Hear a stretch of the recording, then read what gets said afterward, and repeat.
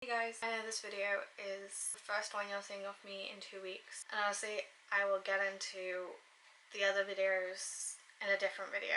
This week on Tuesday I decided to join the blackout week and I stopped posting my own content. On my Instagram I have been circulating other content from other creators, preferably black, but those who have been sharing their resources I have also been sharing on my page. Do head down to click on my Instagram and go check out those resources. I've tried to film this several times.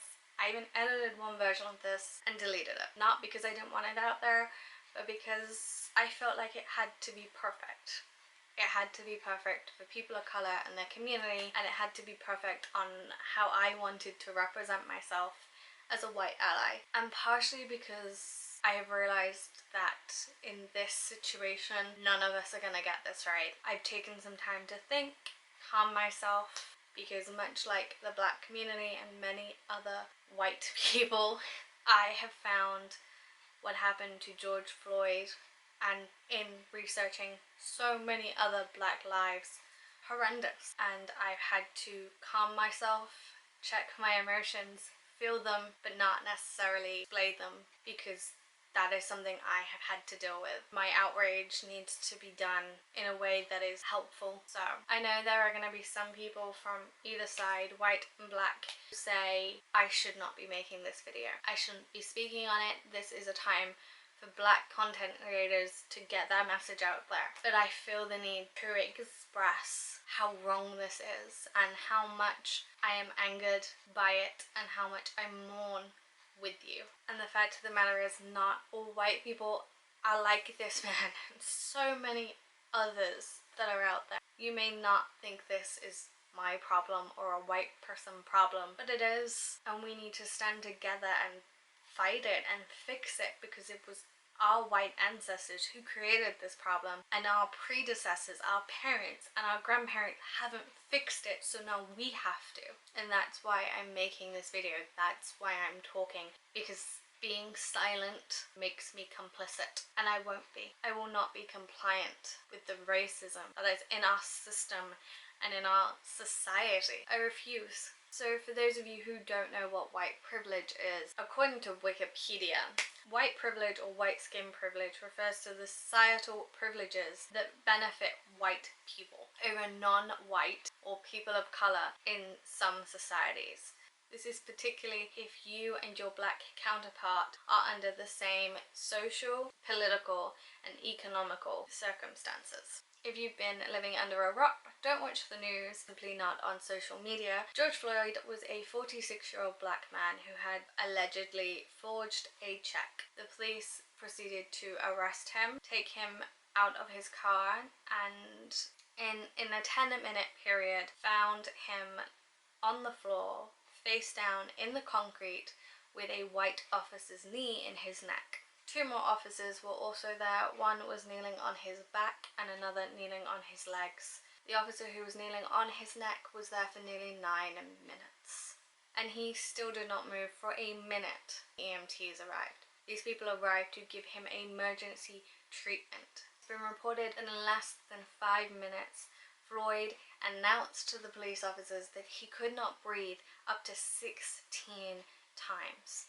He also asked for things such as water, he begged to be let up, and he also screamed for his mother twice. It took bystanders telling the officers that Floyd was unresponsive for one of them to check his pulse, and even after finding that he had no pulse and he was unresponsive, they did not try and help him.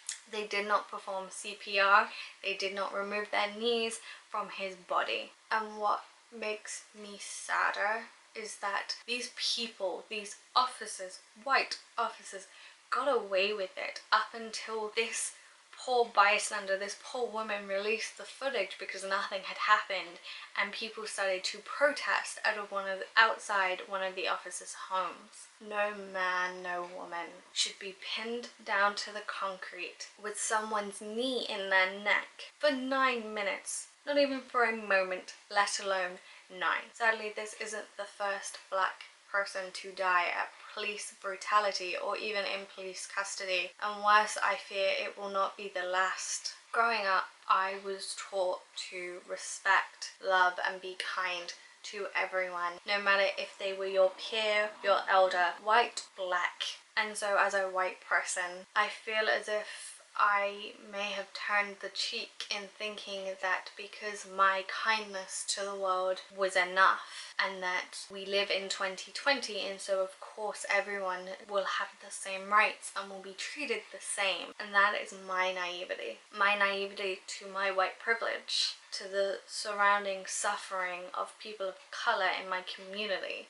I was unaware of the daily fear that the black community face. Fear of being pulled over, the fear of a police officer shooting them down simply because they're black, sending their child out to play on their street, sending their child to school. My parents didn't have to fear about sending me to school and me making it home okay, or if I'd be suspended because of my skin colour. I don't have to fear that I'll be pulled over because they think I've stolen a car because my car looks too good for the skin color that I have. These are all things that have never entered my mind and I've taken for granted. I've simply accepted that that's my life and I presumed everyone else had the same. And yes, in the UK, we do not have such obvious racism from our police, and thankfully that's because most of the time our police don't have guns. Now recently there has been a picture circulating of London police having guns, and that horrifies me. But that doesn't mean that we as the British people, particularly white, it doesn't mean that us white British people are innocent. It does not make us better. If anything, I think that makes British racism worse. It makes it passive aggressive. A racist here would never out and out tell you to your face that they're racist. They'd simply do small things. They'd report you without warning. They would cross the road so not having to walk beside you. Get in a different lip. Make snide comments, not buy from your business. That is not better. What we all need to remember is we are one human race, and as that one race we need to stand together. Look out for one another no matter our skin color, family history, or if you're rich or poor. We as white people need to look at ourselves in the mirror and make small changes in our lives, because those small changes, yes, will take time, and yes, will be a long road. They will lead to bigger changes, better changes in our society. We can make this world a better place for future generations, black or white, mixed or Asian or Latina. When I say small steps, small actions, I mean doing the research. Researching your country's black history, your area's black history, talking to your friends or your black neighbors, finding out their stories. Donate money if you can. There are multiple GoFundMe pages for victims' families, from George Floyd's family to Pamela Turner's. Go research whichever story speaks to you. Donate it. Spread the awareness for that story. If you can't donate, sign the petitions, send letters, send them to your local government, send them to your MPs, send them to our Prime Minister if you live in the UK, send them to your president if you live in the US. Just keep writing. Or protest. Go to these protests, march together. If you're white, don't vandalize, don't go looting. The worst case scenario happens and you see a black person about to be attacked. Put yourself between the police and them, because the police is less likely to attack you than they are your black counterpart. There is a video of Floyd's daughter saying, "Daddy changed the world," and yes, that heartbreaking message is true. He is changing the world. She shouldn't have to justify her father's death at a man's will, particularly when this death was preventable. For the older generation, the parents to my generation or younger, to the grandparents, aunts and uncles, great-grandparents, you were probably sat there thinking or saying, well, it's better today than it was in my day. But is it really? Because if you look at it, we're still fighting the same issues. Now let's ask some questions. Did you do enough? Did you teach your kids that it didn't matter if you were black or white? There was no reason to mistrust someone, to put your ideas of what they are like, their community is like, onto them? Did you take a stand when you could? Did you stand with your black counterparts all them years ago fighting for their freedom? Did you make a stand or fight harder to make this world a better place? Or have you been like the rest of us, naive,